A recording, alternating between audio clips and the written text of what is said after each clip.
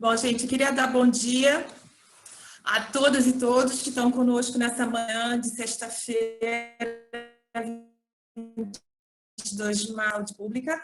E eu queria começar falando da alegria de poder estar participando desse espaço de reflexão, que tem sido, né, um momento importante para a gente refletir sobre várias questões dessa pandemia, pandemônio que nos assola nesse momento histórico, né? Queria ressaltar que esse é o 10º webinar da Faculdade de Saúde Pública. É um evento, como a gente tem dito internamente, que veio para ficar, né? Assim, tem sido bastante profícuo esses encontros, como testagem, velocidade da epidemia, questões sobre segurança alimentar, né? E vários outros temas já foram debatidos. E hoje é dia, então, onde a gente está trazendo a dimensão da história, né? E o nosso encontro de hoje, então, foi intitulado como Epidemias e História, das lições do passado ao pensamento histórico crítico em saúde coletiva, né?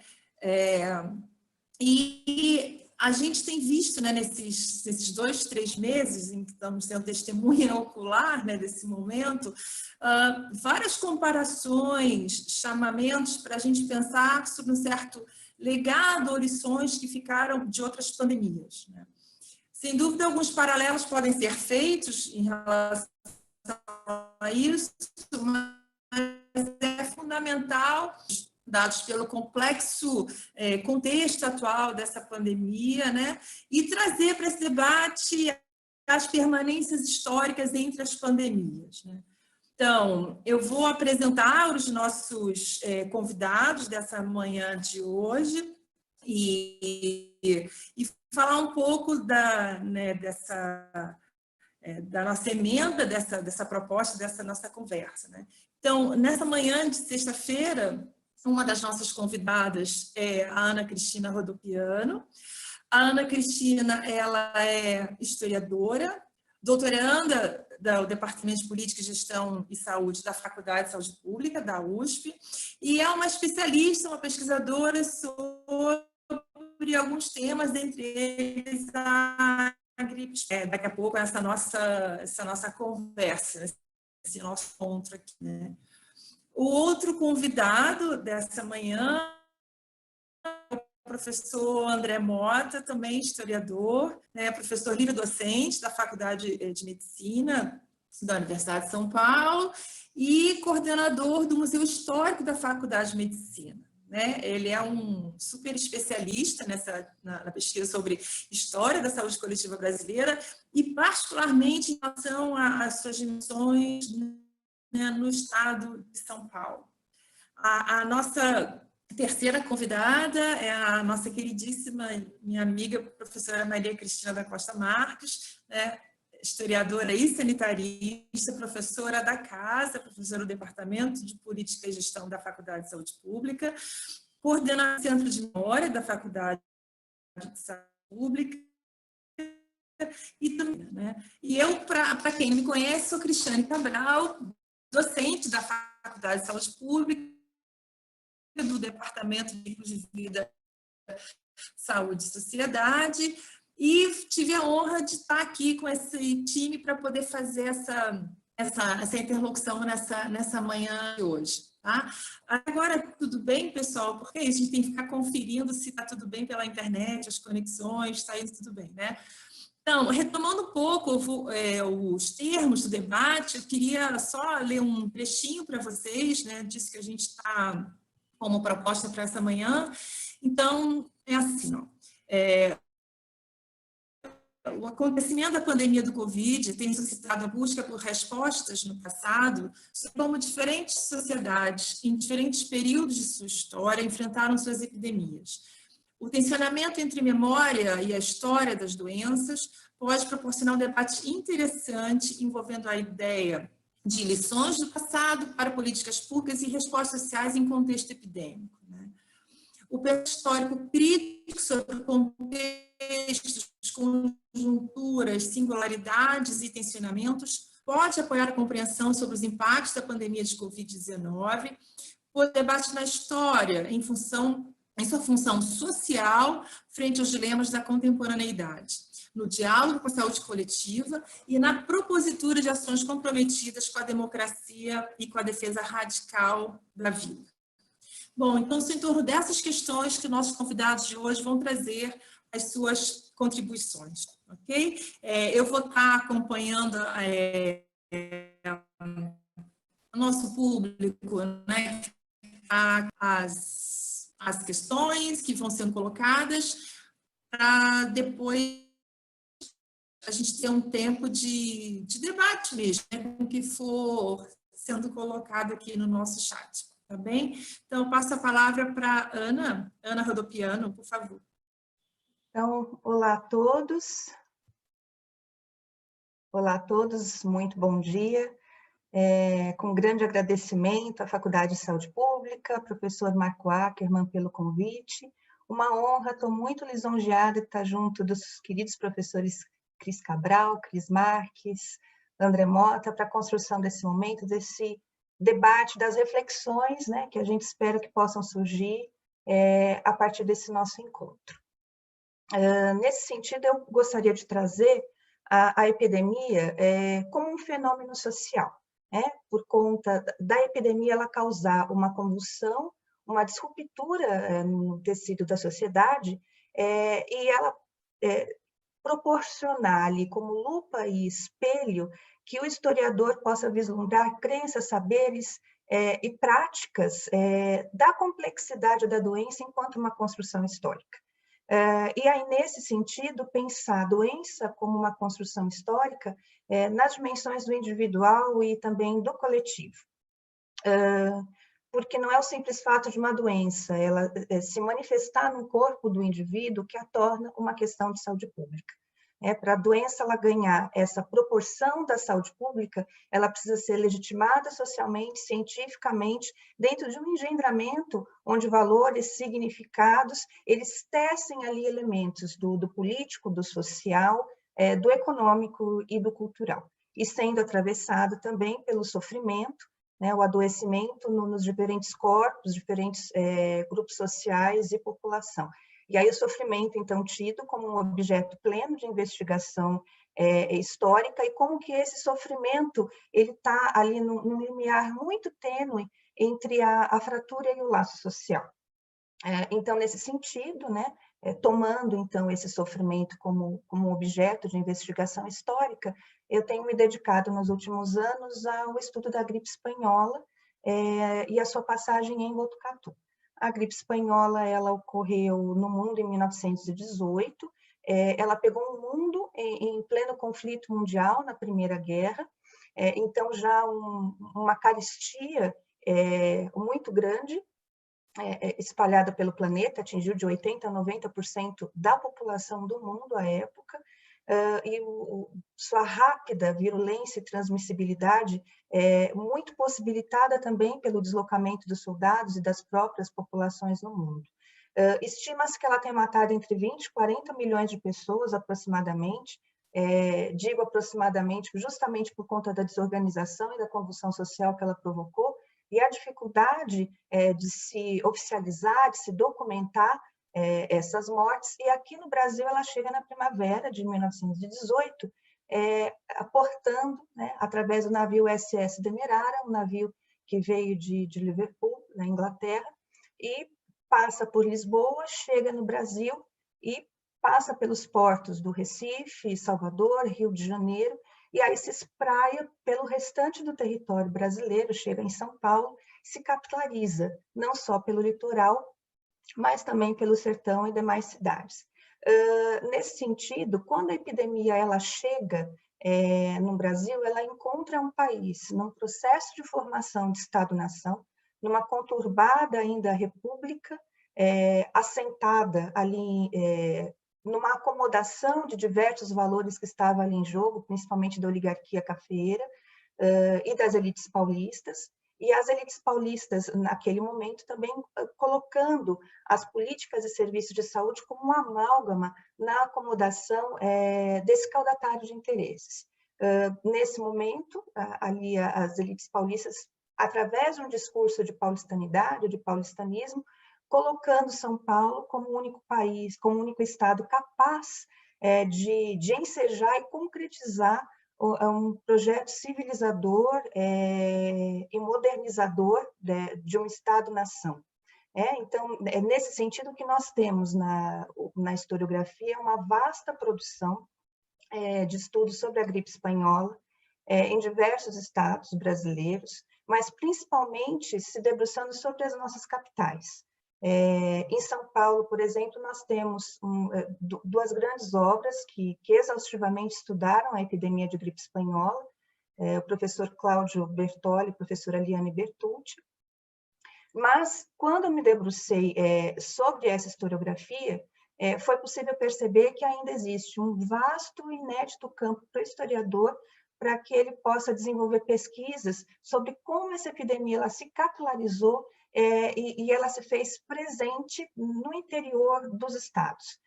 Então, eu optei, junto com os meus historiadores, Cristina Marques e André Mota, para, numa perspectiva de história local e também de investigação do paulistanismo, dessa agenda sanitária estadual, dessa interiorização da saúde, com as questões das chefias e das oligarquias locais, olhar para Botucatu.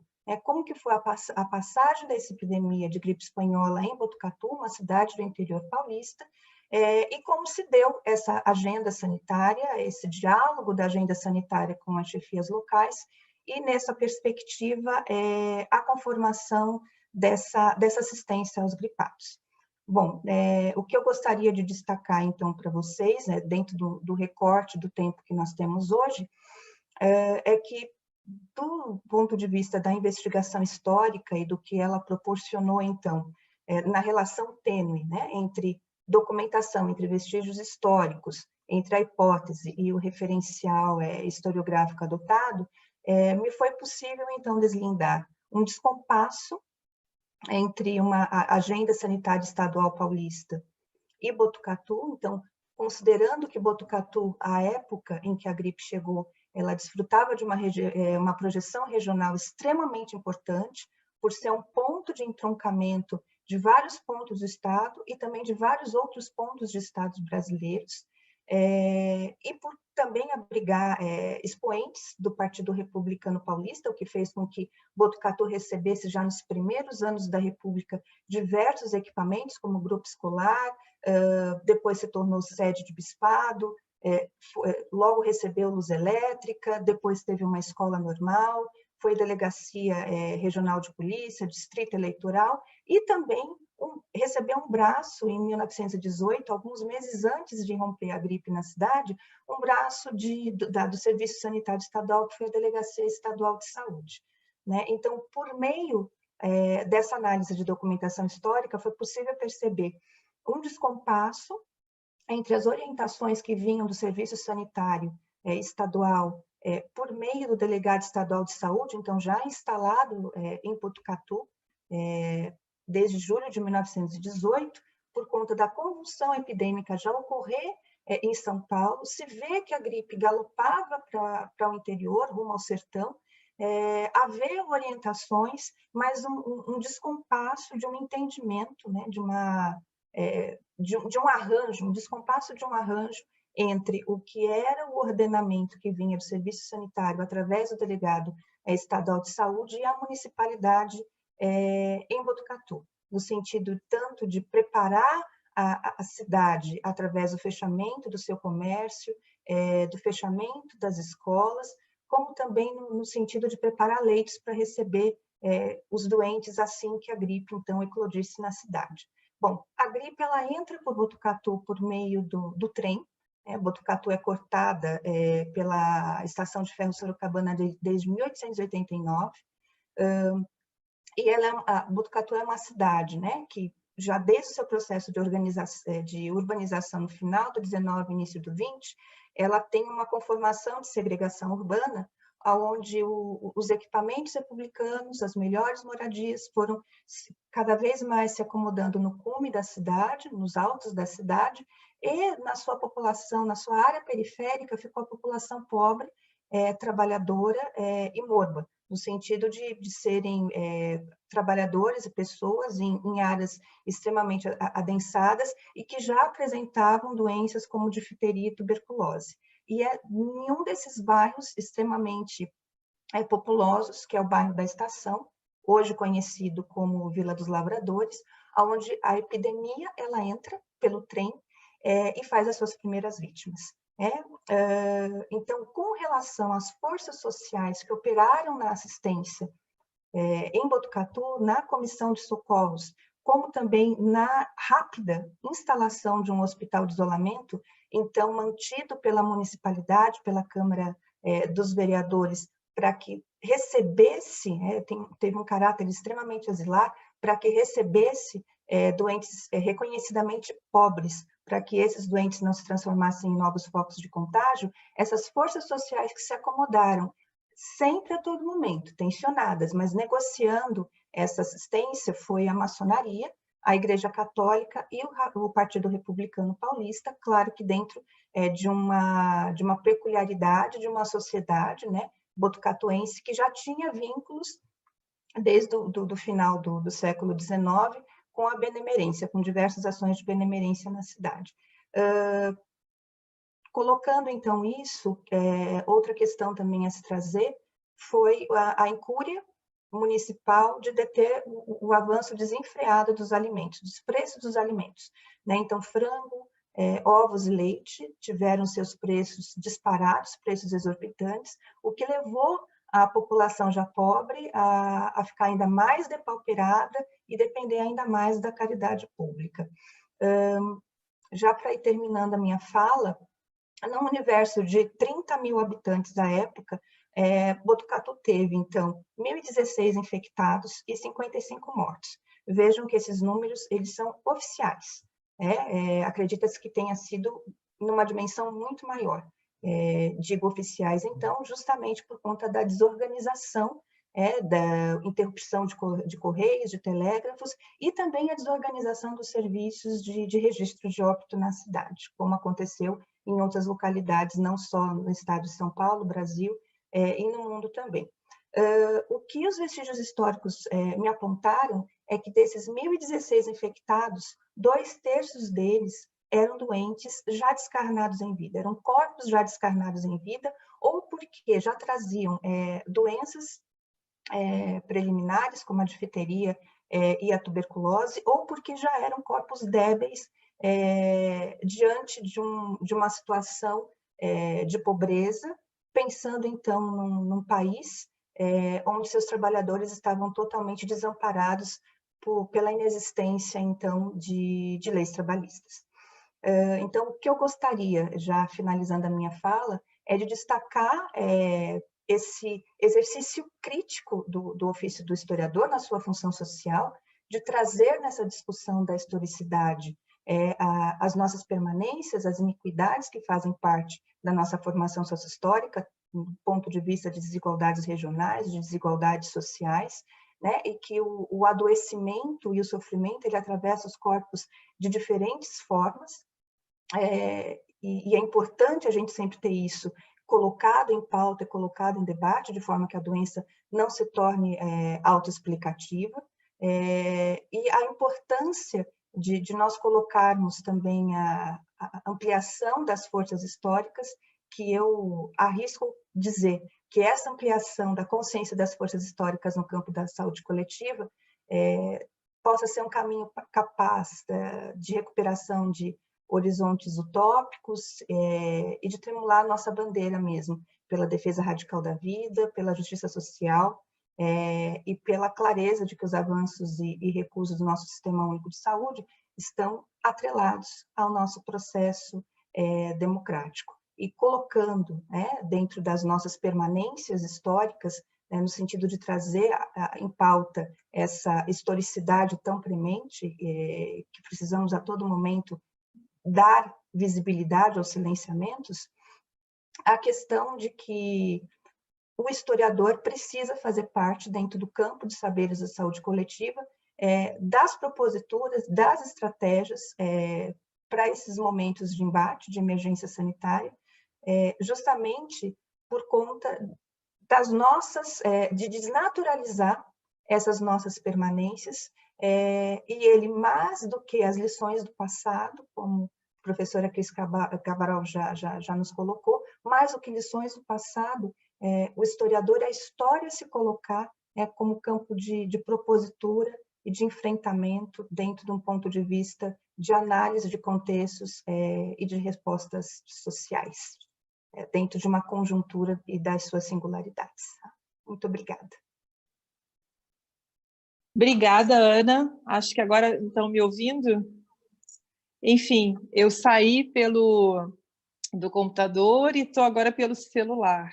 Então, super obrigada, Ana. Realmente, assim, é impressionante. Você vai falando, várias imagens vão passando na cabeça de questões completamente... que a gente vai fazendo realmente alguns paralelos e a missão mesmo, né, de realmente conseguir desnaturalizar essas permanências, né, que marcam, que vem marcando a história das pandemias, digamos, aqui no nosso contexto, né? Realmente impressionante. Eu vou passar agora a palavra para o André, vocês não me veem mais, porque isso, a gente testou tudo antes das 10 horas e, claro, deu problema durante o webinar, enfim. Mas vocês me ouvem e eu vou passar, então, agora a palavra para o nosso querido André Mota. André, tudo seu. Muito obrigado, bom dia a todas e todos. Eu também queria me juntar à Ana e agradecer ao webinar já definitivo da Faculdade de Saúde Pública, que eu adorei essa ideia. Agradecer à professora Maria Cristina Marques pelo convite, estar com a professora Cristiane Cabral e a pesquisadora, nossa historiadora Ana Rodopiano, e todos e todas que estão nos acompanhando aqui, então. Eu farei uma palavra, a minha ideia é trazer um raciocínio, não é? Bastante sintético, talvez mais do ponto de vista metodológico, do olhar para a história em tempos de epidemia, não é? Já que a Ana trouxe um debate já, conseguiu fazer esse debate historiográfico, então a minha ideia é uma ideia bastante simples, não é? De construir com todos que estão aqui nessa manhã um raciocínio. E esse raciocínio, ele se valer da história, não é? E do papel que a história pode ter do ponto de vista de colaboração com um campo de pensamento. Nós estamos falando da saúde coletiva, claro, né? E de que maneira podemos, então, fazer isso. Eu escrevi um pequeno texto, então eu vou ler esse texto, eu vou pedir a licença de todos vocês, eu sei que é live, talvez não seja de bom tom, mas para que eu fique dentro do meu tempo e diga o que eu quero dizer, eu acabei escrevendo o texto, eu espero que ele seja um texto claro e um texto que possa interessar a todos nós aqui. Então, vamos lá. Bem, em tempos de pandemia e tragédia, claro que o papel da história não pode ser a de pontificar nada. Muito pelo contrário, talvez seja esse o momento dos raciocínios e deles tentarmos compreender, com lentes que a história nos traz, a nossa realidade, retendo a capacidade de nos aproximar historicamente do passado, o que significa dizer que devemos enxergar, antes de tudo, as diferenças. O passado será sempre um outro país, um outro lugar, e com outras gentes, numa outra cultura, numa outra ordem social e política. Nesse sentido, quem já não ouviu, nessa pandemia, alguém dizer que vivemos o impacto da gripe espanhola somada à crise de 1929? Quem de nós não leu que a peste negra do século XIV poderia nos aclarar a percepção do contágio? Mas ainda, quem não tenta olhar para a ciência, a medicina e a saúde pública de 100 anos atrás como uma semente que teria florescido, o que explicaria nossas potencialidades atuais? Enfim, a história nunca foi tão acionada, mas para fazê-la falar sobre um tempo ausente de rupturas, como num contínuo temporal. tal matéria exige, então, sempre o cuidado de não se fazer aproximações que não correspondam, de tentar configurar o passado como se fosse um tipo de presente vivido, ingênuo, linear e lacunar. No entanto, é exatamente o olhar para a diferença que pode nos responder uma pergunta. Para que olhar a ruptura no caso das epidemias, se ela não diz mais nada sobre o presente? A resposta é que está nas fímbrias das rupturas as permanências, ou seja, um passado que não passou, gerando em nós a dificuldade de olhar com capacidade crítica e de intervenção sobre o presente para rompermos com aquilo que deveria ter passado, mas está ainda entre nós. Aquilo que chamamos de consciência histórica. Para esse raciocínio rápido que estou fazendo com todos aqui presentes, voltemos para o caso da gripe espanhola em 1918, já citado pela Ana Rodopiano. Sabemos que ela foi uma hecatombe sanitária. 40 milhões de mortos no mundo, 15 mil na capital Rio de Janeiro, 6 mil na cidade de São Paulo, dando a medida da agressividade da doença, da ausência de estudos científicos acertados, da ineficiência de serviço médico, hospitalar e sanitário compatíveis para salvar vidas e conter o mal. Mas a nossa questão aqui vai além. Para quando a espanhola começou a desaparecer, ainda em 1918, no final do ano, quando foi criada a Liga Pró Saneamento do Brasil, com impactos em várias partes do país, principalmente em São Paulo, com seu novo Código Sanitário Rural. O que diziam esses médicos sanitaristas pelas próximas décadas? Primeiro, que a situação que envolveu a epidemia da gripe no Brasil foi desgraçadamente violenta pelo fato da ausência de saneamento básico, de água encanada, do surgimento das favelas, da vida dos cortiços e das condições de saúde da população em geral. Também disseram que o Estado brasileiro não poderia progredir nessas condições. 102 anos depois, com todas as rupturas que nos colocam em situação tão diferente de 1918, parte daquele passado simplesmente teimou em não passar. Vejamos. Atualmente, mais da metade da população não possui saneamento básico no Brasil. Desse grupo, 45% não possui água tratada.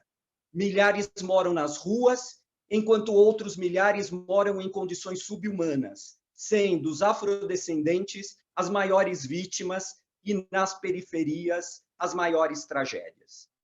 Como podem acompanhar, mais uma vez, a história se repete, mas agora como farsa, já que a tragédia foi anunciada há muito tempo atrás. E vejam vocês, pela voz da medicina e da saúde pública. Mas deixamos passar, talvez inebriados pelas rupturas tecnológicas, pela busca de heroísmos ou pelo raciocínio de classe, que vê, por exemplo, na cidade de São Paulo, o envelhecimento da população, sem olhar para a cidade Tiradentes, que a média de vida continua nos 54 anos. Um certo acomodamento, como se pudéssemos viver diante de tanta desigualdade social, de tanta injustiça, de tanta violência contra vulneráveis historicamente presentes. Por tudo isso, as epidemias e endemias vistas pela história podem nos trazer a capacidade de compreensão desse presente, rompido, permanente, em plena facção. À saúde coletiva também caberá refazer-se, olhando-se historicamente, para ver que ela mesma também preocupou-se com essas mesmas questões, mas que com o tempo se perderam. No entanto, seus intelectuais nunca estiveram tão em alta na high society intelectual nacional e mundial, assumindo cargos, produzindo pesquisas, querendo traduzir o real e achando que é capaz de traduzir. Só para não terminar, sem trazer mais uma vez a história, foi Sérgio Buarque de Holanda, que, ao olhar para a nossa intelectualidade no ano de 1930, notou que modelamos a norma de nossa conduta entre os povos que seguem ou parecem seguir os países mais cultos, e então nos envaidecemos da ótima companhia. Tudo isso são feições bem características do nosso aparelhamento político, que se empenha em desarmar todas as expressões menos harmônicas de nossa sociedade, em negar toda a nossa espontaneidade nacional. E aqui, para terminar, mais uma vez, a pergunta que não quer calar: uma ruptura ou uma permanência? Era isso. Muito obrigado. Super obrigada, André. Realmente, essa é uma pergunta que não quer calar, né? São rupturas ou continuidades, são rupturas ou permanências. Que permanências essas que insistem em ficar, né? E, enfim, nossas dificuldades desse enfrentamento dessas imensas desigualdades. Acho que a gente vai ter bastante coisa para conversar daqui a pouco na parte do debate, né? Enfim, eu passo agora a palavra para a Cris Marques. Cris, sua vez, por favor. Certo. Obrigada, Cristiane. Bom dia a todas e todos. Quero começar agradecendo o convite do professor Marco Ackermann para organizar esse webinar, esse 10º webinar. Agradecer e dizer que eu estou imensamente feliz de estar aqui com a Ana Rodopiano, André Mota, meus amigos, colegas, e sendo mediada aqui pela Cristiane Cabral, né? Minha amiga também e colega da faculdade. Gostaria de saber, vocês estão me ouvindo bem? Certo. Como a Ana e o André, que me antecederam, eu pensei num recorte, para trazer aqui num recorte. É claro que falar sobre epidemias e história, sobre lições do passado em pensamento crítico, para a saúde coletiva, é um caminho extremamente complexo, amplo, né, e intenso de discussão. Então, eu pensei em um recorte, olhando um pouco para a perspectiva, e aí eu acho que as nossas falas se aproximam, o que diz um pouco do lugar que pensamos ou que ocupamos quando discutimos a importância da história para o campo da saúde coletiva e como atuamos, não é? Então, eu vou fazer aqui, também preparei um texto, mas farei então um misto, né? Falarei algumas coisas e vou recorrer a esse texto. Utilizei de alguns autores para trazer e não me perder em alguns conceitos que eu acho, na minha opinião, importante para esse debate, e alguns dados, começando por eles, que eu acho fundamentais. Ontem, no final da noite, quando eu estava acabando de preparar um pouco essa apresentação para vocês, eu olhei de novo os dados, né? Liguei a televisão, assim, olhei de novo os dados e me deparei já com uma outra rapidez, um outro dado do que de manhã eu tinha colocado para essa apresentação. O que nos dá a dimensão da rapidez, né, com que essa epidemia se coloca hoje no Brasil. Então, assim, um rápido panorama, que eu acho que só para ilustrar um pouco o que eu trago depois e para o nosso debate. Então, os dados da epidemia do Covid-19 no Brasil. Hoje, quase 310 mil casos no Brasil e mais de 20 mil mortes. Em São Paulo, 70 mil casos e 5.370 óbitos. Maior letalidade entre os negros, segundo o próprio Ministério da Saúde, em abril. Acometimentos entre os indígenas, de forma importante. No município de São Paulo, uma mudança de rota da epidemia, regiões periféricas e vulneráveis, com o crescimento do número de casos, interiorização da epidemia. Hoje, 62% dos municípios no Brasil têm um caso de coronavírus. E hoje, no jornal, anuncia, a cada 10 dias, o coronavírus chega a mais 630 municípios, o que nos dá a dimensão desse espraiamento da epidemia. Lockdowns e distanciamentos, leitos de UTI e internações no limite do público e diminuição no privado. Compras lentas de insumos, equipamentos, caos político. Atitudes genocidas e irresponsáveis. Mortes de João Pedro e João Vitor. Um brincando com primos, cumprindo o distanciamento. Outro participando de uma ação solidária de distribuição de cestas básicas. Ambos meninos, negros, moradores de territórios complexos, em meio à violência policial e do tráfico. Esse é o panorama muito rápido da pandemia. E o que é a história? Qual é a importância do pensamento crítico da história nessa perspectiva? Eu trago aqui, para esses conceitos iniciais, 3 autores. O primeiro autor, e eu acho que a Ana fez referência a ele, é o Charles Rosenberg. Charles Rosenberg, historiador americano, como ele define epidemia, né? Ele vai dizer que a epidemia é um fenômeno social, obviamente, que mobiliza comunidades e revela comportamentos que incorporam e reafirmam valores e modos de compreensão do evento.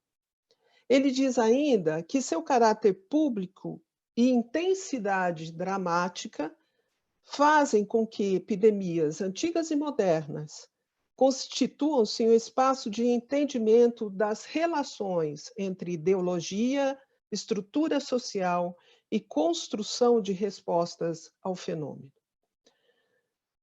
Enfim, as epidemias foram vistas na história de diversas formas e sentidos e se configuram como grandes medos coletivos. Uma segunda autora que eu trago aqui, que também é uma historiadora francesa, é a Fargé. A Fargé, ao discutir o sofrimento como um acontecimento, e ela diz, na história, diz das epidemias como um fenômeno de ruptura na dinâmica social vigente. E ela diz ainda que as mesmas podem ser produtoras de transformações da racionalidade social vigente, desde que, ela pontua, o sofrimento e dor causadas não sejam tomados como espaços de interditos, como espaços de silêncio. Uma sociedade que se debruça sobre os mecanismos de racionalidade que organizam seus modos de produção da desigualdade, da dor e da violência, é uma sociedade que faz existirem aqueles que a dor aniquila, para encontrar outros modos de racionalidade da produção desses mesmos fenômenos. Ainda sobre epidemias e outros acontecimentos na história humana, a historiadora aponta: uma sociedade particular, num dado tempo de sua história, tem, de fato, um poder enorme sobre a expressão, e é disso que se trata, do sofrimento dos seus. Ora, a reflexão que apresento agora sobre o Covid-19 como um fenômeno de modo coletivo e tomando a história da saúde como lugar de fala, como lugar de expressão, busca apresentar algumas questões que, na minha opinião, são expressões essenciais da singularidade da sociedade brasileira neste tempo de sua história, com o sofrimento diverso e complexos dos seus. E se a existência daqueles que a dor da epidemia aniquila importa realmente, para pensar o coletivo no encontro de outros modos de racionalidade da produção desses fenômenos. Uma outra perspectiva é, considerando que o que nós estamos vivenciando, a epidemia, a pandemia, tem sido coletivamente pensado como um acontecimento, ou seja, como um marco histórico, né? Um outro autor, então, o terceiro autor que é conhecido de todos nós, que nos apoia nessa perspectiva de pensar a dimensão de uma epidemia compreendida como um marco histórico no seu tempo, é, claro, Eric Hobsbawm, que ele vai dizer, esse marco, como os historiadores se ocupam para falar do seu próprio tempo. E aí Hobsbawm nos socorre, apontando para uma questão importante. Diz ele, para o historiador, e para o historiador eu acrescento, da saúde, na saúde coletiva, falar de um fenômeno em seu próprio tempo supõe que uma experiência da vida individual também é coletiva. De certa forma, isto é obviamente verdadeiro, ainda que seja paradoxal. Se a maioria de nós reconhece os marcos mais importantes da história mundial ou nacional em nossa vida, não o fazemos porque todos nós os vivenciamos, mesmo que isso possa realmente ter ocorrido com alguns de nós. Mas os reconhecemos porque aceitamos o consenso de que são marcos. Então, o Hobsbawm, a partir dessa perspectiva, está nos apontando a pandemia, a epidemia do Covid-19, ainda que nós, individualmente, não a vivenciamos como expressão do corpo da doença, individualmente, ela hoje é um marco histórico, porque existe um consenso nessa perspectiva. Esses três autores me apontaram algumas reflexões que eu gostaria de compartilhar com vocês. Assim, a relação entre o passado e o presente possui mais aspectos e complexidade do que uma chamada por lições da história sobre o enfrentamento de epidemias no tempo, como por exemplo, a eficácia ou não de estratégias como a quarentena ou isolamento em diferentes episódios. A comparação, por exemplo, entre a gripe espanhola e a Covid-19. O pensamento histórico crítico sobre contextos, conjunturas e singularidades e tensionamentos precisa e pode apoiar a compreensão sobre o impacto da pandemia Covid-19 para além de legados e lições, posicionando o debate da história, como aqui já foi apontado pela Ana e pelo André, em sua função social, né? Com o diálogo com a saúde coletiva, aqui no nosso caso, e ações comprometidas com a democracia, com a defesa da vida e com a cidadania. Dito isso, eu gostaria de avançar um pouco mais e dizer sobre esses contextos, sobre essas conjunturas e singularidades. A desigualdade, esse é o recorte que eu faço, e sua expressão como um fenômeno histórico e permanente. Em artigo recente sobre vulnerabilidade Covid-19, duas historiadoras, Tânia Pimenta e Quara, apresentam dados bem interessantes sobre o tema em epidemias do passado. É bem recente esse artigo. Elas apontam, segundo uma vasta documentação que pesquisaram, que nos séculos 16 e 17, a varíola dizimou indígenas no Brasil e justificou e serviu como uma narrativa justificatória em relação à escravidão, com a narrativa de que os negros eram mais resistentes a essa doença. Depois, a varíola, a gripe, a malária devastaram populações ameríndias. A peste, a tifo e cólera eram vistas como próprias de escravos, imigrantes, pobres, pretos, indígenas e mendigos, e os mesmos culpabilizados pelo espraiamento das doenças. No século XIX, apontam as autoras, em outros episódios epidêmicos, agora mais globais, chegou às cidades brasileiras, Salvador, Belém, Porto Alegre, Recife e Rio de Janeiro. A febre amarela, os cóleras e febres. No Rio de Janeiro, mais da metade de óbitos do cólera era de escravos. As ocupações mais atingidas pela epidemia de cólera no Rio de Janeiro eram lavadeiras, pescadores, trabalhadores do comércio, ofícios manuais, exercidas em grande parte por afrodescendentes. Considerando a perspectiva proposta nessa reflexão, o que esses dados históricos podem nos instigar a pensar é pensar em seu significante e surpreendente permanência como registro de nossa desigualdade. Os rastros e vestígios que dizem da construção social histórica de nossos flagelos contemporâneos, as mortes de meninos e meninas pretas e periféricas, a violência de gênero, a cidade separada e murada, enfim, os números de nossa história. Assim, acreditamos nós, desvelando a nossa memória, é que nos revelamos como sociedade.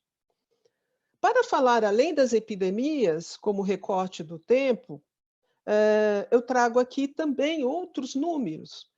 O Atlas da Violência, por exemplo, de 2016, pesquisa realizada em parceria com o Instituto de Pesquisa Econômica e Fórum Brasileiro de Segurança Pública, com os dados de informação sobre mortalidade do Ministério da Saúde, revelou que o Brasil, então, liderava o ranking mundial de homicídios com 59.627 casos em 2014, alcançando por 100 mil habitantes, alcançando quase, segundo a pesquisa, 10% dos homicídios no mundo. Como a sociedade brasileira se posiciona em relação a este dado? Tais dados nos colocam frente a frente com as nossas permanências resultantes, mais uma vez, na nossa formação sócio-histórica brasileira. A desigualdade, o racismo, as diferenças regionais. Essas permanências precisam e devem ganhar historicidade na saúde coletiva. Historicidade sem a qual o campo pode abandonar a tríade que foi fundamental para a sua própria construção: a ideologia, o saber e a prática. Nas epidemias da gripe espanhola, da meningite na década de 70, do HIV/AIDS na década de 80, da dengue até hoje, do episódio da Zika, entre outras, a vulnerabilidade e a desigualdade foram fatores fundamentais para dar uma cara brasileira a esses fenômenos. Em sua distribuição, no acesso, nos óbitos, na assistência, em relação aos preconceitos, também deram luta e resistência. Não podemos esquecer que a luta pelo direito à saúde e movimentos sociais foram importantes para a construção da resposta à epidemia da HIV/AIDS na década de 1980, por exemplo. Então, a desigualdade brasileira e seu impacto nos episódios epidêmicos, infelizmente, são velhas conhecidas, nas reflexões e estados nos diversos campos da ciência.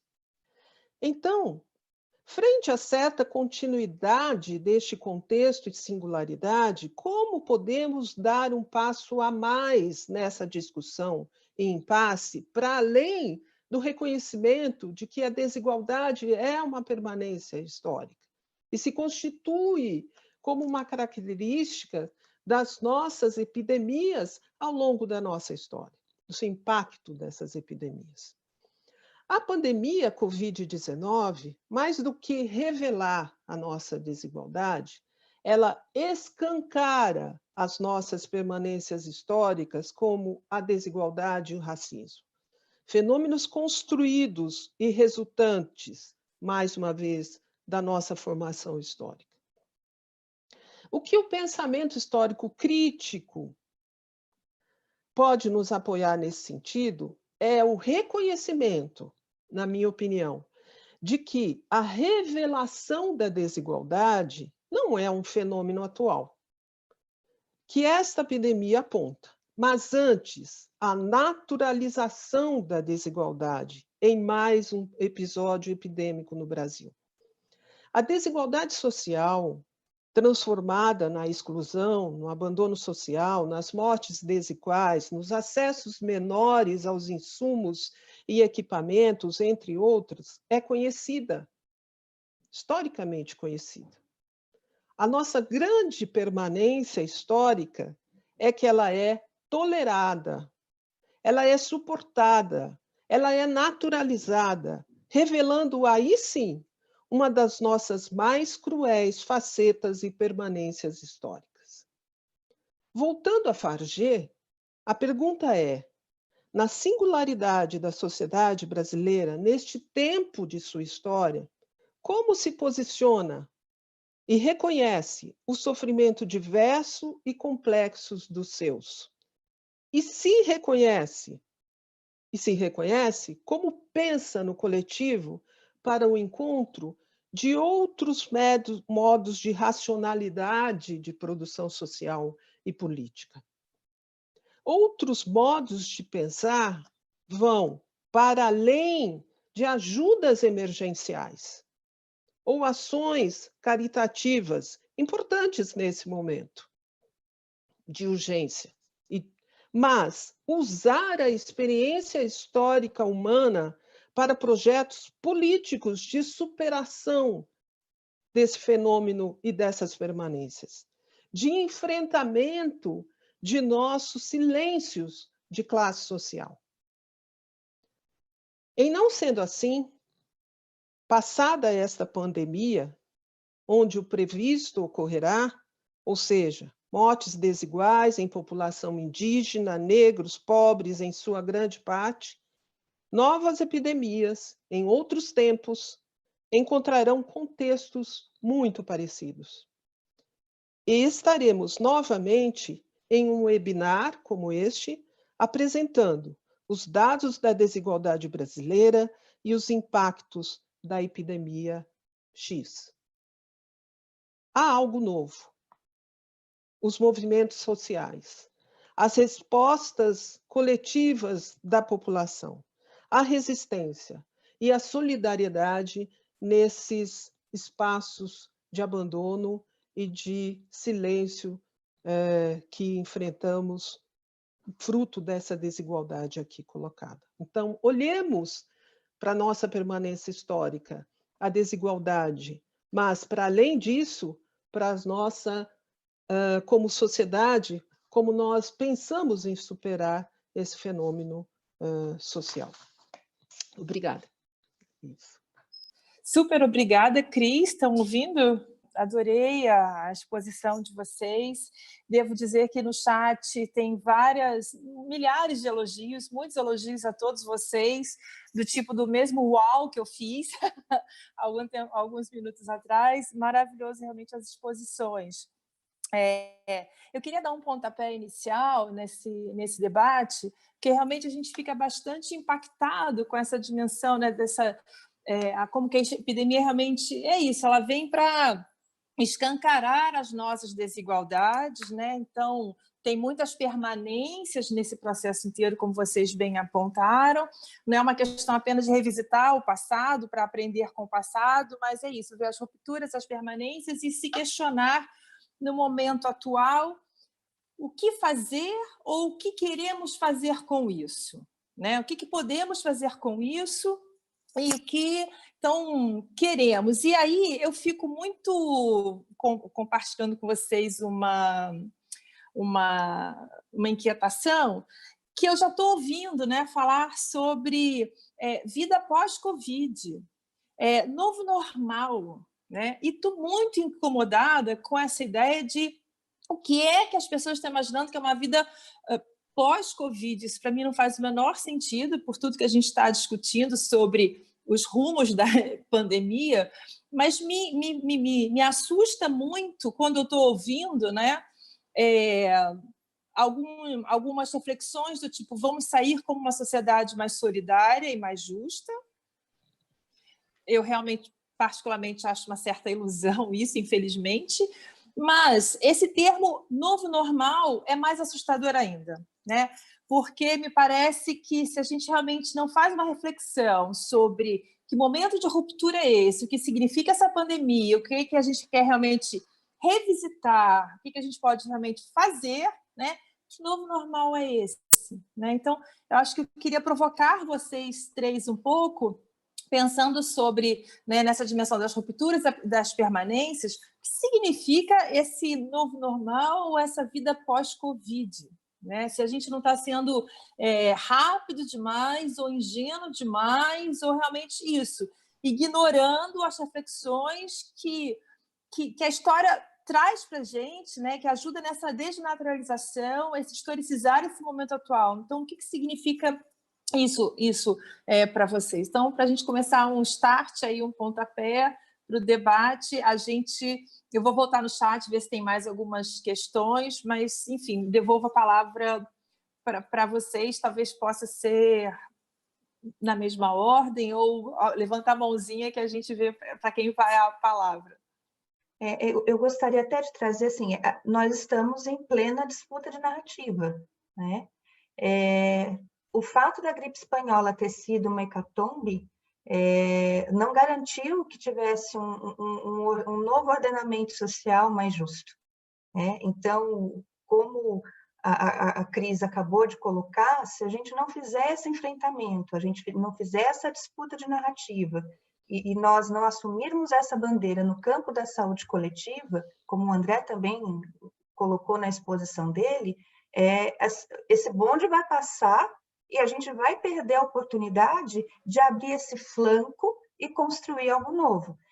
Claro que a gente está lidando com uma questão que é de estrutura de formação sociohistórica, de longa duração, mas são essas disrupturas, esses momentos abertos no tempo histórico, que nós, como sujeitos históricos que somos, né, no nosso tempo presente e na nossa função social, precisamos justamente tomar esse espaço e fazer ecoar a nossa fala dentro de um ponto de vista de uma retomada de um pacto civilizatório e de um humanismo, né, na construção dos nossos espaços, na construção da abertura de uma universidade pública, democrática, aberta, em constante diálogo com a sociedade, com a população. É um movimento, é um momento, e aí é o momento da gente se colocar e agarrar esse destino com a unha. Claro que a todo momento a gente não estava analisando o que é também o isolamento social, muito pelo contrário, e o que o isolamento também causa em cada um de nós de maneira diferente, e o quanto que essa desigualdade atravessa esse isolamento, porque nós estarmos isolados é uma coisa, estar isolado na periferia, num cômodo com 7 pessoas, é outra totalmente diferente. Inclusive, se pensando que em outras realidades, a vida se produz na rua.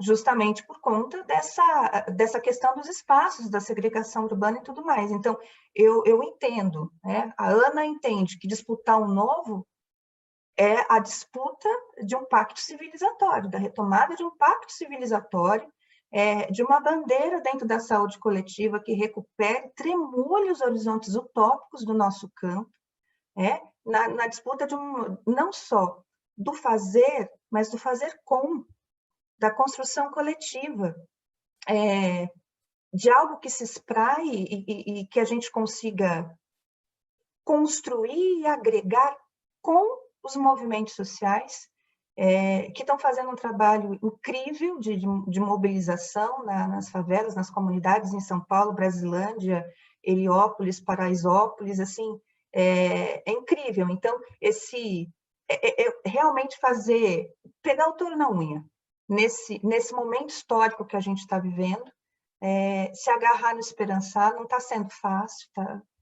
Para alguns corpos muito mais difíceis do que para outros, não dá para romantizar isso que a gente está passando, de forma alguma a gente romantizar e banalizar o isolamento social e o que isso coloca e também vai se desdobrar ao longo do tempo em termos de saúde mental, e claro, uma exposição muito maior ao adoecimento e à ausência, ou a diminuição do acesso à assistência, que isso está posto, está colocado. A Cris falou maravilhosamente bem, trazendo esses dados, né, é de um impacto gigantesco para nós, mas acho que é isso,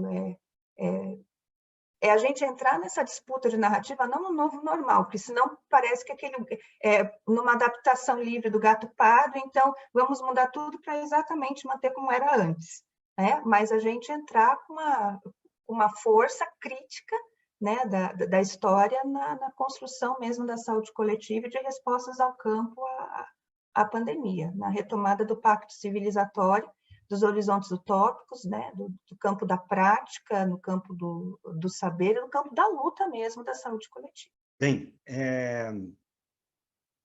eu acho, Cris, essa pergunta é uma pergunta muito interessante, porque ela é capciosa, né? Quando falamos em normalidade.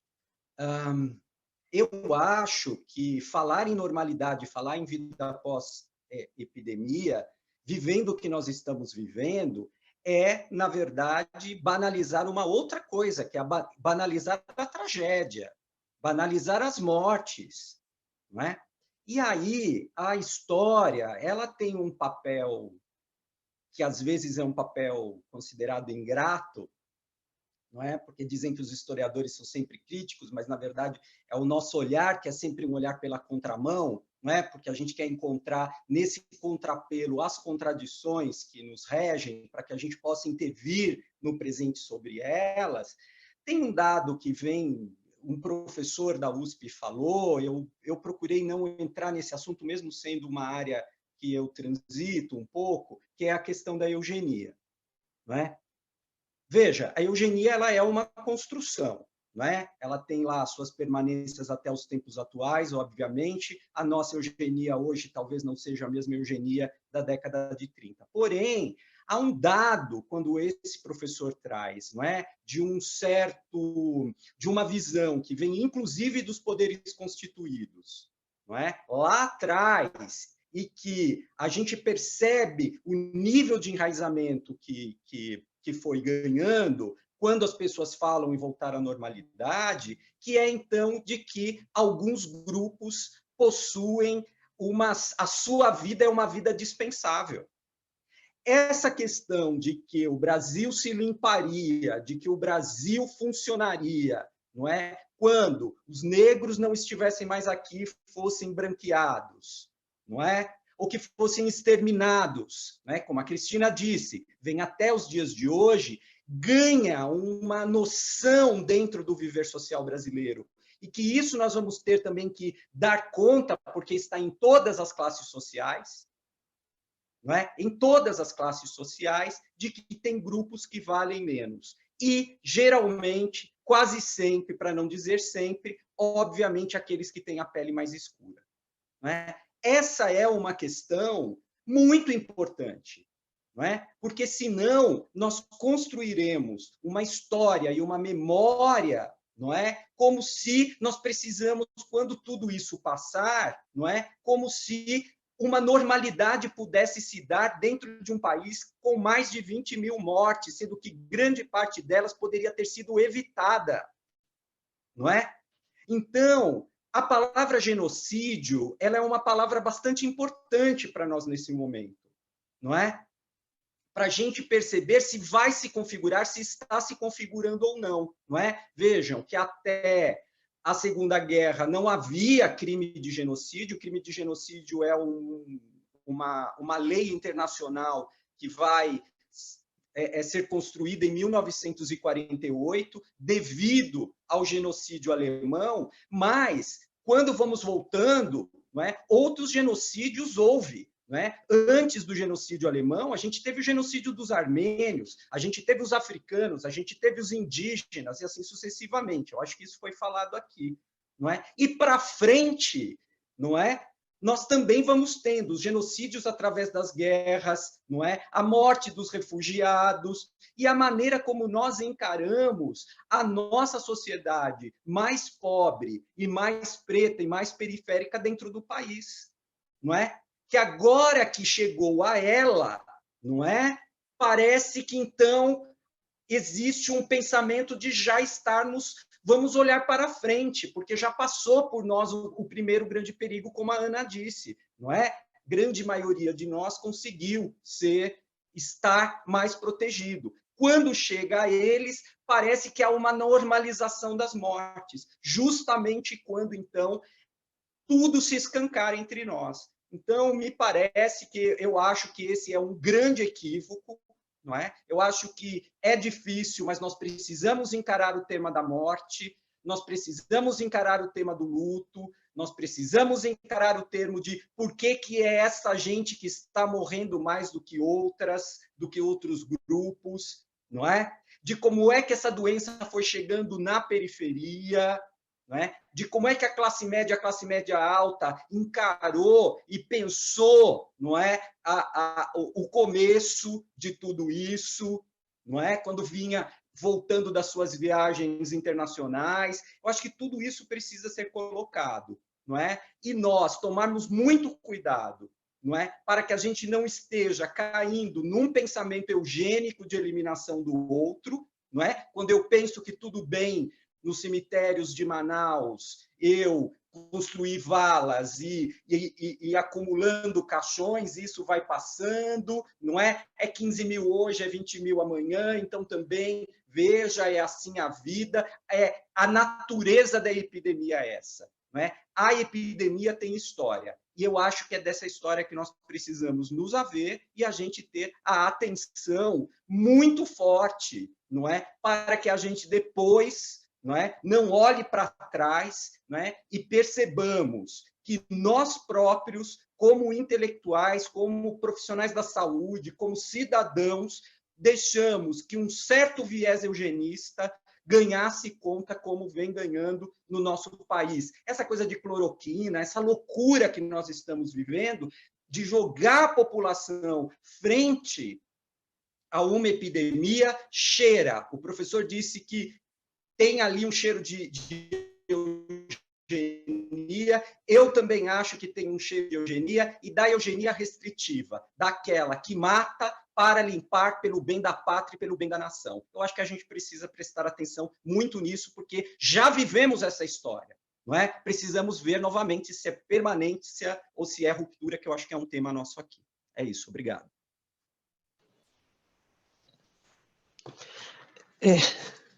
Bom, Cris, eu acho que também, como o André e como a Ana, eu acho que essa questão é uma questão muito interessante, né?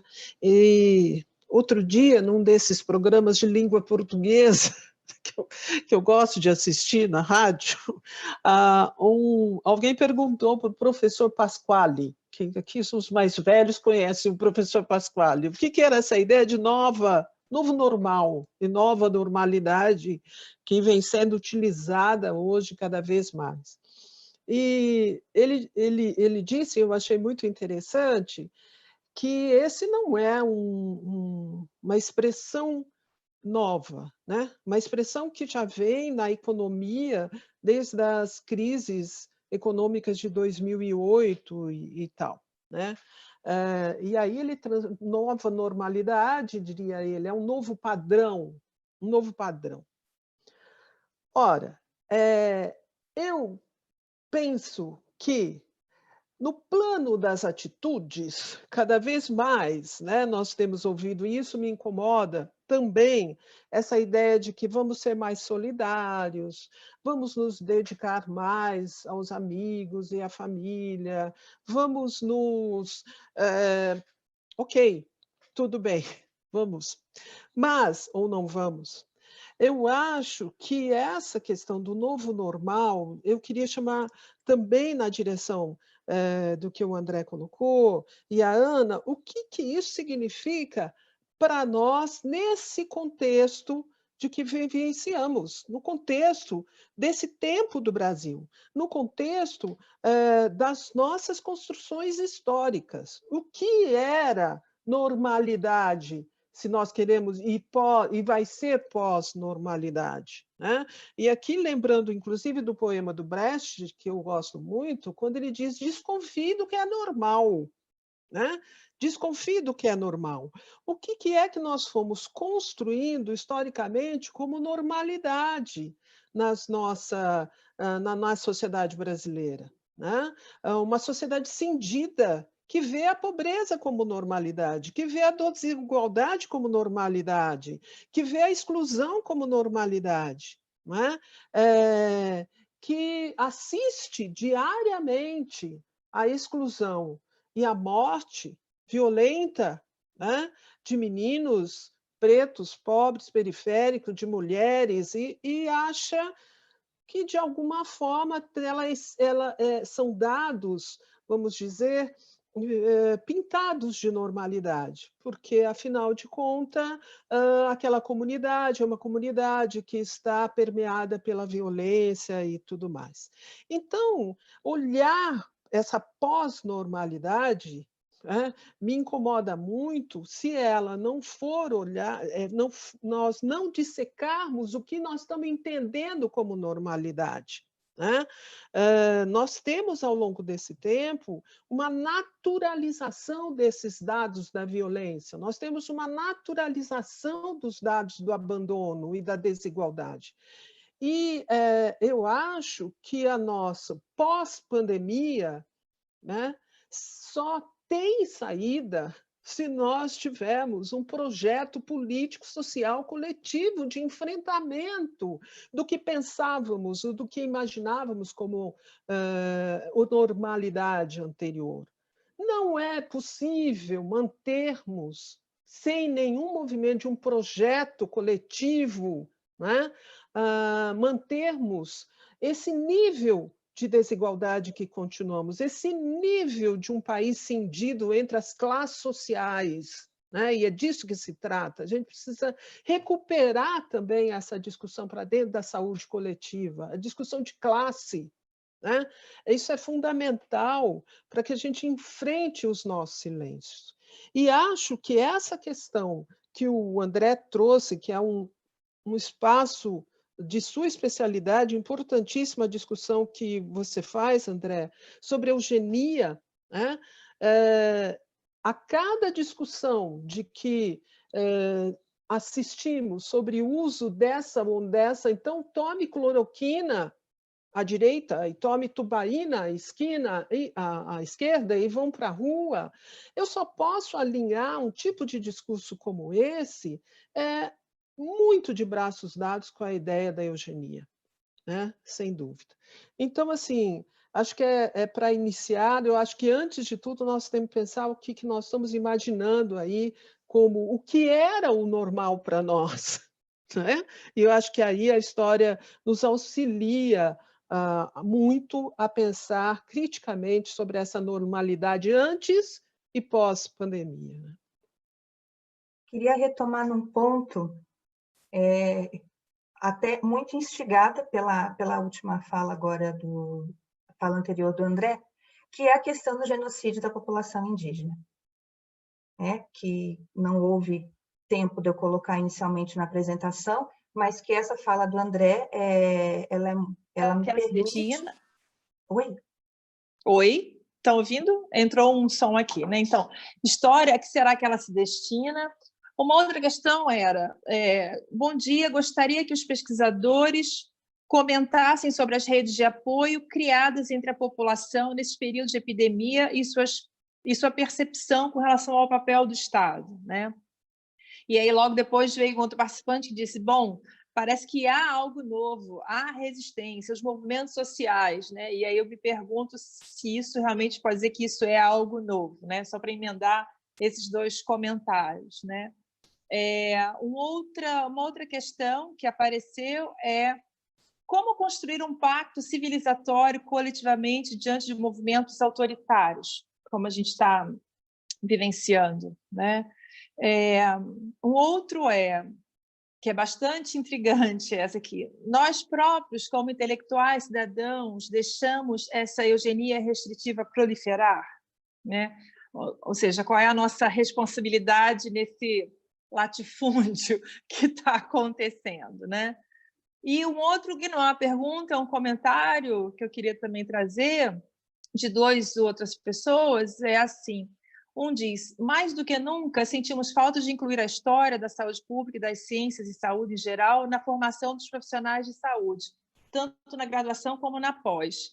E aí um outro participante diz, mas acho que não só pensar na formação dos profissionais de saúde com um olhar mais amplo, mas também repensar as dimensões educativas das práticas em saúde, né, nesse sentido. Então, acho que é um conjunto primeiro aí que andou aparecendo aqui pelo chat, em termos de questões para vocês, né? E, bom, tem vários outros comentários, mas acho que questões mesmo feitas foram essas. Recoloco para vocês a palavra. Acho que tem uma questão que muito provocada pelo que o André trouxe, e agora, né, em decorrência também dos comentários, das perguntas, que eu acredito que seja pertinente trazer, que é o fato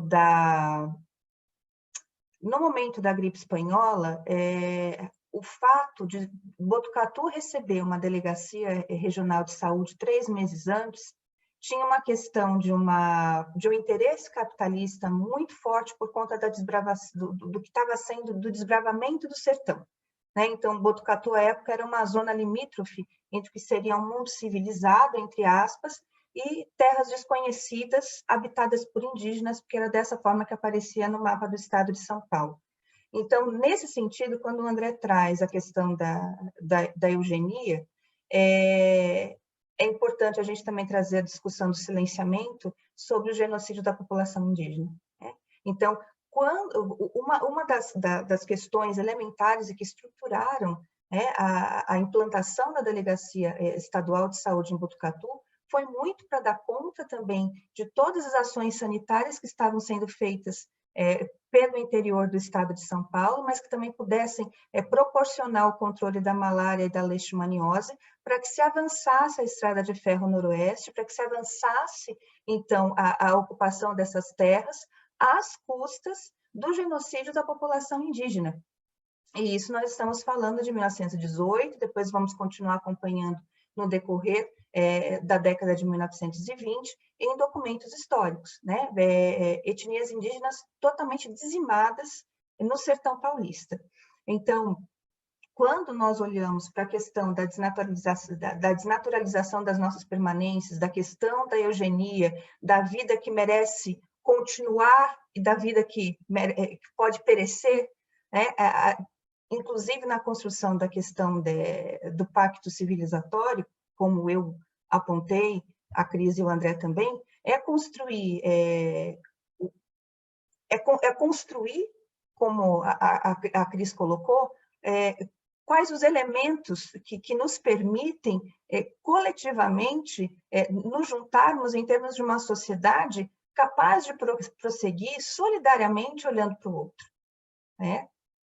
E superar essas questões que estão sendo cruciais na pandemia hoje de Covid, com relação às mortes, com relação ao sofrimento, com relação ao luto, com relação ao acesso ou não da assistência, e do que nós, no campo da história, no campo da saúde coletiva, outros profissionais em seus campos e em suas áreas, o que nós conseguimos, a partir da conjunção dos nossos saberes e das nossas práticas, acharmos esse caminho para esse pacto civilizatório através de elementos solidários, humanistas, na construção de um Estado que seja plausível, democrático, pautado em um ordenamento de justiça social. Né? Aí, novamente, retomando a minha fala, pensando que as nossas conquistas sociais, né, e que os avanços dos recursos do nosso Sistema Único de Saúde, eles estão atrelados ao nosso processo democrático. Né? Então, enquanto nós também não olharmos, né, que a democracia requer essa nossa vigilância constante, que ela é um processo em formação, nós estaremos sempre nessa corda bamba também. Então, pensar dentro desse conjunto amplo do pacto civilizatório, a retomada das nossas conquistas sociais, a questão da justiça social, e esse olhar para o nosso Sistema Único de Saúde como uma grande conquista da população, mas que precisa, ele só é plausível de acontecer em toda a sua potência se ele estiver dentro de uma rede de outras tantas conquistas. Né? E isso aí trazendo a fala do André lá atrás, quando ele traz a questão da Liga Pró Saneamento, né? Que foi apontado todas as iniquidades que precisariam ser olhadas e resolvidas, que nós deixamos passar. Né? Então, a nossa permanência, para além da permanência da iniquidade e da desigualdade, como a Cris colocou, é a permanência da negação, é a permanência da naturalização, é a permanência do novo normal, como eu coloquei na minha fala anterior. Então, o novo normal, numa adaptação livre, é o gato pardo, tudo muda para continuar exatamente como era antes. Então, trouxe a questão do genocídio dos indígenas, porque eu não havia colocado na fala, no recorte da minha fala, mas essa população invisibilizada, silenciada, com as suas mortes ainda que precisam ser, estão em haver pelos historiadores com relação à gripe, assim como em haver também, isso é um silenciamento que eu aponto no meu trabalho sobre a gripe espanhola, a questão do silenciamento que há na historiografia da gripe sobre as mortes dos negros, dos índios e das crianças. Eu vou fazer uma fala bastante rápida, um comentário rápido. Eu acho que ainda no campo da saúde, óbvio, se é um campo criativo, não é? E ele precisa ser criativo, porque ele vai ter que corresponder aos contextos temporais, aos contextos espaciais, sociais, culturais, não é? Então, me parece que os campos que vão um pouco chegando e aparecendo, como a história, que é um campo recente, digamos assim, né, dentro da saúde coletiva, e me parece que estamos chegando agora com questões, não é? Eu acho que isso pode, sim, colaborar na formação, colaborar no próprio trabalho do médico, né, dos profissionais de saúde, dos próprios pacientes, né? Eu acho que esse campo ele pode ser alargado. Agora, eu concordo com o que a Ana disse. Nós só vamos conseguir isso com um pacto que seja um pacto pela democracia, com um pacto que seja pelo Estado de Direito. Não há conversa, não há pacto, não há como interagir com o autoritarismo. Não podemos fazer isso. Não é? Para não cairmos novamente, né, onde já caímos tantas vezes. Não podemos concordar com a tortura, nem com o torturador, nem com o herói de torturador de presidente da República. Né? Não podemos. Nós precisamos ter uma postura.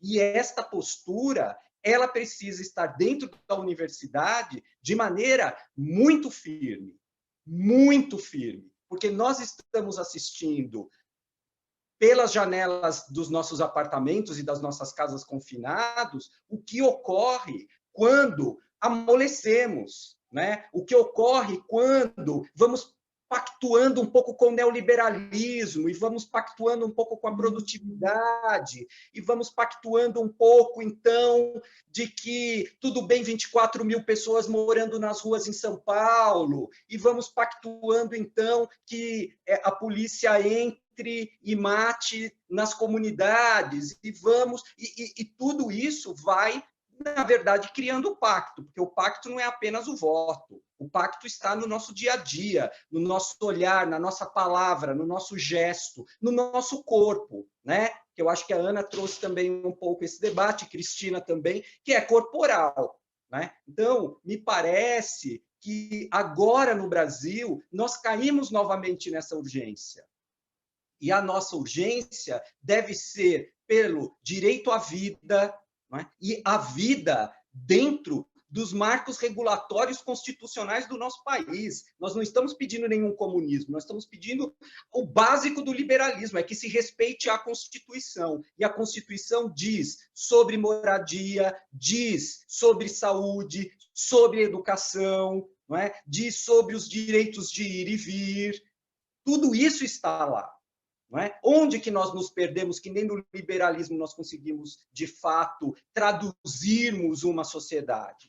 Não é? E aí, quando estamos vivendo um momento, para mim, sui generis, que é a coisa mais ridícula falar em comunismo, vocês me desculpem, mas é a coisa mais abilolada, quando começaram a falar, não, é comunista, é coisa de comunismo, eu comecei a achar, falei assim, gente, é uma loucura, isso é uma disfunção, não é? Não tem raiz, não tem... historicamente, tem uma ruptura que já foi feita. Né? O que nós estamos defendendo é, na verdade, o direito. E a questão do direito constitucional, né, dos cidadãos brasileiros precisa voltar para a nossa pauta. Não é? E nós passarmos a olhar o outro como cidadão, o morador de rua como cidadão, o negro da periferia como cidadão. E, enquanto cidadão, ele tem os mesmos direitos que eu tenho. E como é que nós vamos reestabelecer isso como sendo algo que seja a nossa centralidade? Não é? E me parece que o neoliberalismo que chega no Brasil, né, que Foucault já fala no final dos anos 70, mas que chega no Brasil ali, anos 80, no começo dos anos 90, nos deixou também um pouco assim, flus a respeito disso. Né? Então, podemos tirar direitos dos trabalhadores, podemos invadir as terras indígenas, como a Ana está dizendo, e aí toda a questão que envolve esse tipo de coisa, podemos desmatar toda a nossa questão ecológica, ela está sendo agredida, evidentemente, e nós estamos deixando passar, não é? Este é o pacto, né? Porque não deveríamos deixar, não é? Como cidadãos brasileiros, como aqueles que defendem o Estado de Direito, não deixar passar, né? Porque o que, na verdade, nos legitima como cidadãos brasileiros é a Constituição de 1988, e é dela, é a Constituição cidadã que deve falar mais alto a todos nós. E nós estamos deixando passar isso, inclusive o constitucional. Então, me parece que dentro das crises existem as oportunidades. Eu acho que o que a gente está chamando a atenção também é que a história, mesmo ela sendo crítica, ela é positiva, num certo sentido, de nós atribuirmos ao presente, não é, o espaço da ação da mudança. E se nós tivermos esta capacidade de atribuirmos ao presente a capacidade da mudança, não é? Com tantos marcos regulatórios, com os ganhos, claro que nós tivemos ganhos civilizatórios, não é? Claro que o Brasil não é uma total selvageria, e é disso que a gente precisa ter consciência. Onde foi que nós deixamos isso escapar, que me parece que está um pouco, esse fio está um pouco desencapado, e que reaparece onde, para eu terminar? Nessas ações de solidariedade que nós estamos vendo, não é? No trabalho do padre Júlio Lancelotti com os moradores de rua aqui em São Paulo, junto com o grupo do Guilherme Boulos, junto com o MST, não é? A gente vê que há potência, a gente vê que há possibilidade. Agora, nós precisamos ter uma consciência, mas uma consciência que seja também corporal, e não apenas uma ilação de que os nossos direitos eles estão sendo agredidos. Eu penso isso. Eu acredito que podemos refazer. Agora, precisamos ter consciência muito clara de como é que nós vamos ir por essa estrada. É isso. Obrigado. São questões muito interessantes, né? Que acho que nos instigam a pensar muito.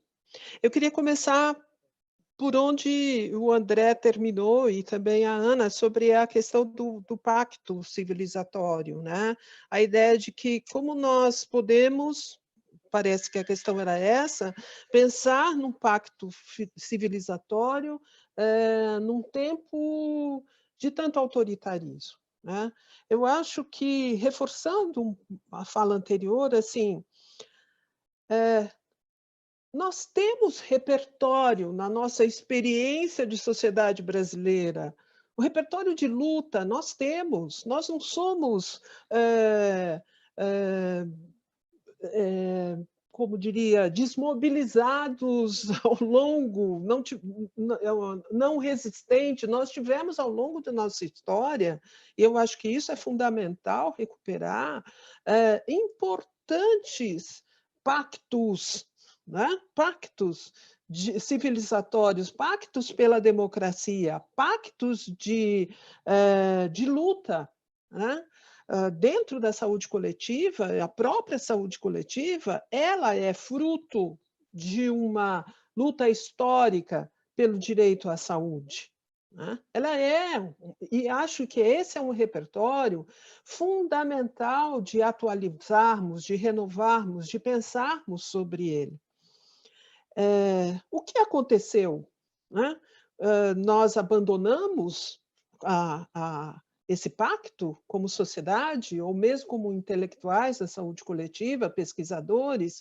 Eu queria lembrar aqui, porque eu gosto muito quando o Jair Nilson aponta para as nossas fragilidades, quando ele vai discutir no seu trabalho a reforma sanitária, e como depois as fragilidades da própria implantação das bandeiras da reforma sanitária, ele vai dizer que nós vivenciamos ao longo dos anos seguintes o que ele chama de síndrome de classe ausente, né? Ele diz que a saúde coletiva se separou dos movimentos sociais, né? Ela caminhou sozinha nas suas negociações, nas suas ocupações por dentro do Estado, achando que ali era o melhor caminho, né? Independente de termos avanços com essa escolha, mas um pacto civilizatório, né, ele é possível apenas na perspectiva do coletivo, da atuação coletiva, de pensar algo. E acho que é um caminho para esse pacto pela democracia, pelo respeito à vida, pela cidadania. Não existe pacto quando você exclui parte da população. Isso não é pacto civilizatório, né? Mas nós temos repertório para isso. Nós temos repertório histórico de lutas, né? E não tem negociação. Não existe, não dá para pensar em pacto com negociação com o autoritarismo, ou com uma negociação com atos de genocídio, de abandono. Não existe possibilidade, né? Nós temos que, como sociedade, ao desvelar, e eu acho que a história é fundamental nesse sentido, de desvelar os nossos silêncios e os nossos abandonos de lutas nos caminhos, né? Nós temos que olhar de forma muito complexa e contundente as nossas possibilidades como um pacto societário e de sociedade, sem negociação. Não dá para negociar. Não dá para negociar, né? Eu quero repetir, porque eu acho que é forte. Não dá para negociar com a tortura, não dá para negociar com quem tem um herói, um ditador, não dá para negociar com quem põe uma camiseta cheia de armas e vai. Não dá para negociar. Isso não está fora de qualquer possibilidade de pensar em um pacto civilizatório. E nós temos um caminho de resistência. Nós temos a Constituição, nós temos movimentos como o MTST e o MST, que são movimentos sociais importantíssimos, fundamentais, né? Acho que aí, já emendando com a questão de que se há de novo, nesse momento da pandemia, o novo é as redes de apoio, né? E de movimentos coletivos e solidários, eu acho que, olhando historicamente, a população brasileira e seus diversos movimentos sociais sempre estiveram em resistência, sempre tiveram em ações solidárias, sempre, né? A população, a sociedade brasileira, em suas diferentes classes sociais, segmentos sociais, não estiveram apenas parados, né? Sofrendo os impactos das nossas desigualdades, estiveram em luta sempre. E essa luta, que se traduz nesses movimentos solidários de enfrentamento, de coletivo, ela se renova em momentos tão importantes e tão cruéis como esse que nós estamos vivendo na pandemia, né? Então, eu não acho que ela é nova, eu acho que ela aparece com mais força, inclusive porque, num momento tão importante como a pandemia essa, ao ter o abandono do Estado, né, ela ocupa também esse espaço. Agora, é importante que a gente também coloque que talvez como oportunidade, talvez como retomada das nossas bandeiras, a ideia de que esse próprio papel do Estado está sendo colocado na agenda novamente, né? Do SUS, no sistema universal, como bandeira do direito à saúde, né? A ideia de que esse SUS, como sistema universal, como ideia de sistema universal e bandeira pelo direito e dever do Estado, ele precisa ser precisa entrar novamente na narrativa desse pacto civilizatório do que nós estávamos falando, né? Deixar de naturalizar essa ideia, né? O SUS, pensar no SUS como um projeto fruto da nossa luta lá na década de 70 e 80, na ideia do SUS resultante de uma bandeira que era muito maior da reforma sanitária. Acho que a questão de trazer a história e outras questões para a formação dos profissionais de saúde nessa perspectiva da história crítica, eu acho fundamental, sabe? Eu acho fundamental, retomando um pouco o que o André falou na sua primeira intervenção, que é a ideia de apoiarmos e de instigarmos a construção da consciência histórica, né? Só assim, esses profissionais de saúde, sejam eles sanitaristas, médicos, enfermeiros, fisioterapeutas, e na pós e na graduação, né? A ideia da compreensão de que a saúde é um fenômeno social e histórico, né? E seu enfrentamento é parte dessa bandeira pela cidadania, pela democracia, né? Então, eu acho fundamental. Por fim, eu acho que tem uma questão colocada que diz, o que vocês acham? Eu traduzi assim, intelectuais da própria saúde coletiva, de alguma forma, colaboram ou não para a discussão da eugenia, nesse momento, eu acho que, ou pelo silêncio em relação a ela, né? Eu acho que é um pouco por aí, é o silêncio em relação na própria formação dos profissionais, e na própria formação na graduação e na pós-graduação, e numa discussão transparente na saúde coletiva, e aí faço referência ao André, que tão bem faz isso, de forma muito séria e competente, destravarmos, vamos dizer, essa discussão sobre eugenia na saúde coletiva. Ela é necessária. Ela é necessária. Ela é necessária pensar que na Constituição da Saúde Pública ela estava lá. né? E não queremos dizer com isso que não existia um debate, que todos eram... Quer dizer, a gente precisa discutir, nós precisamos olhar para os nossos silêncios, até para entender quais são as permanências nesses sentidos que nós temos ainda quando falamos em saúde pública, quando falamos em intervenções, quando falamos hoje na epidemia, né? Então, a eugenia, eu acho que é um tema muito sensível, né? Ela incomoda muito, né?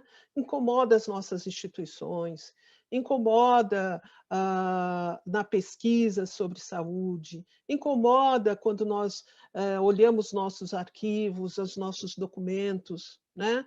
Mas, mais uma vez, só desvelando essa memória é que nos reconheceremos como campo e reconheceremos, inclusive, as nossas lutas e as nossas batalhas, né, pela construção de um caminho da saúde coletiva, pela democracia, pela cidadania e pelo respeito à vida, de toda a vida, né?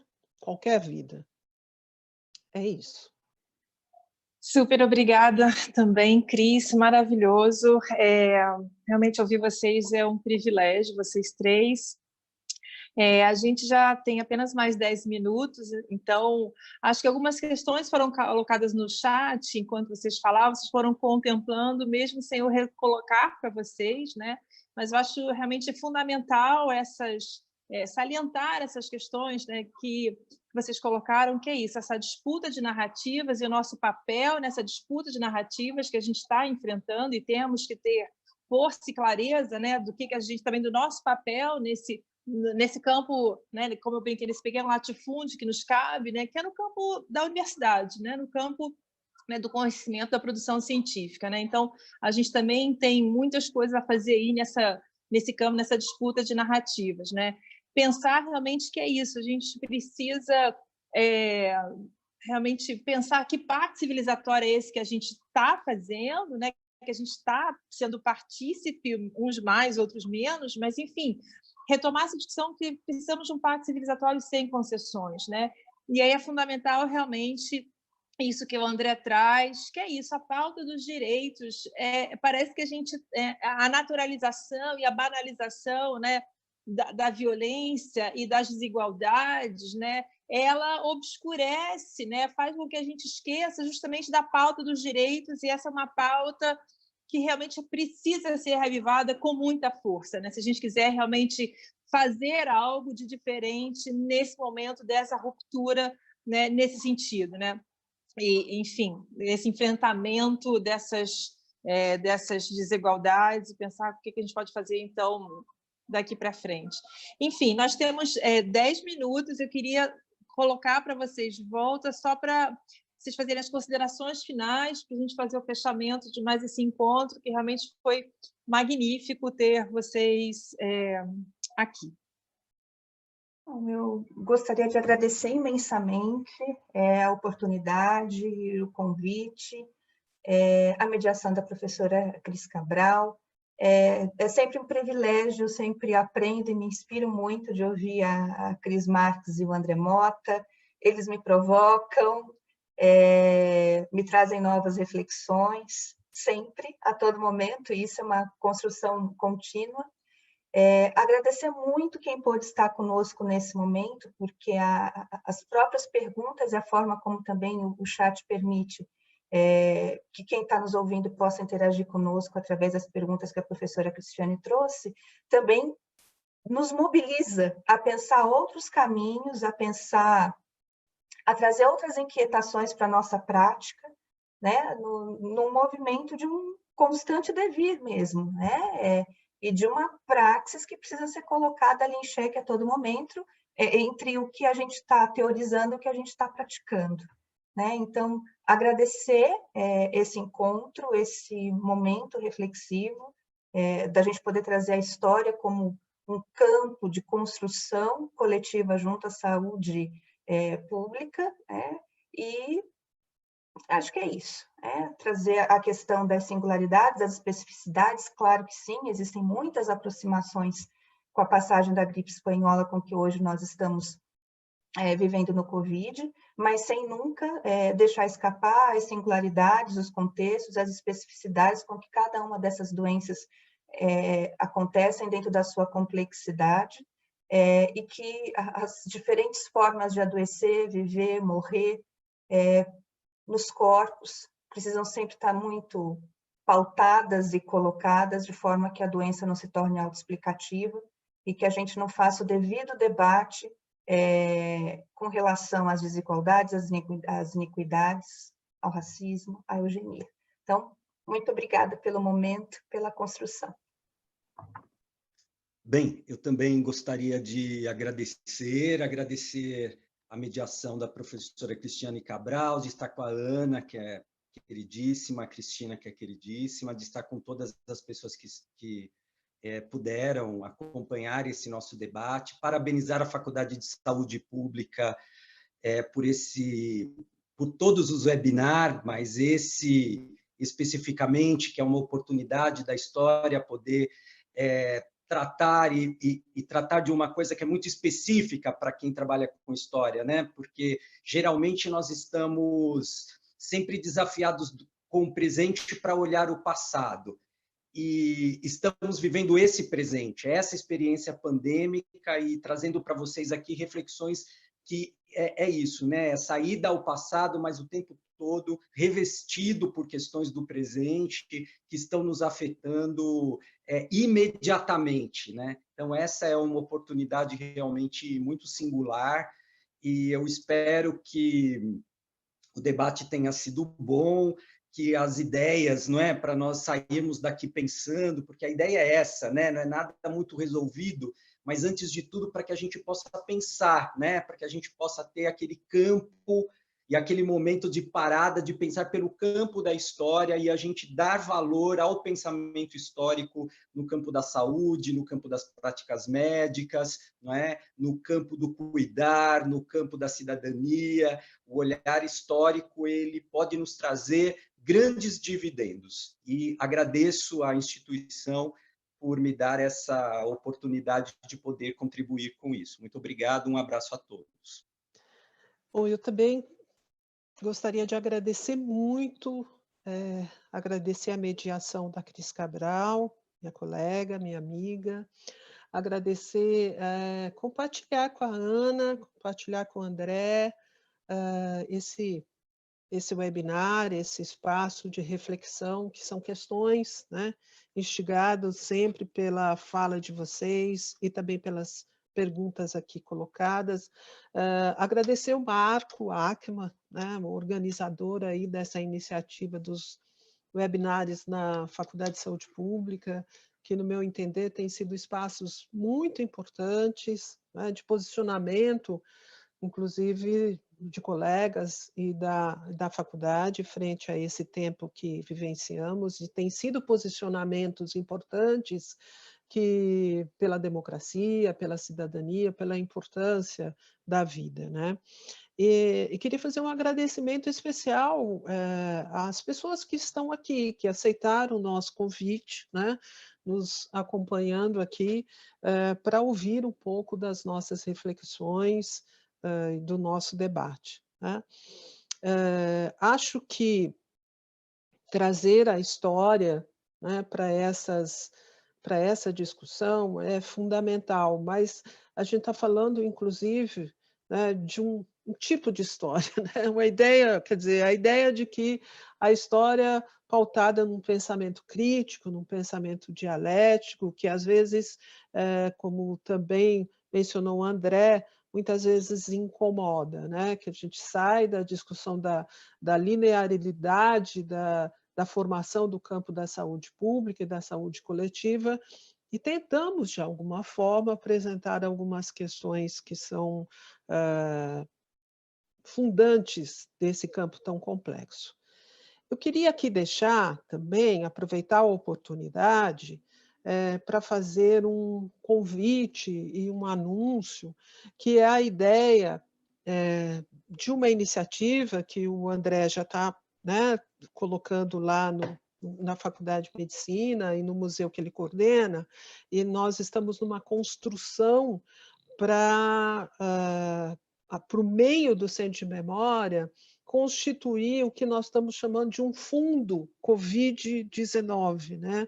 A ideia de que o Centro de Memória, né, se ocupe, de alguma forma, de coletar, vamos dizer assim, né, guardar documentos, guardar falas, guardar reflexões, como um fundo documental importante para que a memória desse tempo que está sendo tão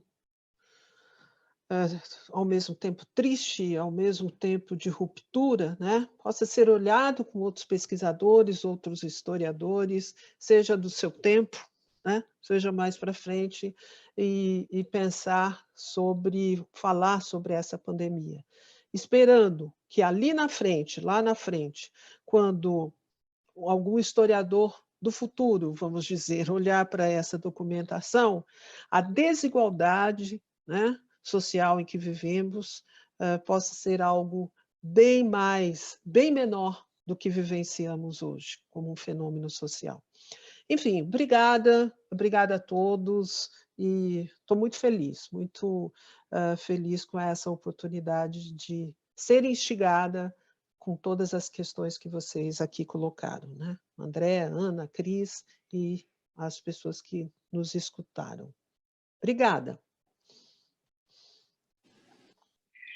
Bom, gente, eu que agradeço novamente a todos, realmente faço as minhas palavras da Cris, agradecer a quem esteve aqui com a gente, né, acompanhando as discussões nessa manhã. Eu preciso dizer para os nossos palestrantes que tem 1001 elogios no chat, várias pessoas perguntando quando fica disponível o vídeo, então, já informando, amanhã eu acho que a gente já consegue colocar disponível na página da Saúde Pública, ele vai sofrer uma pequena ediçãozinha, até porque o início, a gente estava aqui com problemas de conexão, né, então vamos ver como é que a gente ajeita isso, mas sim, ele vai ficar disponível em breve, né? Então, as reflexões realmente foram maravilhosas, enriquecedoras, fantástico.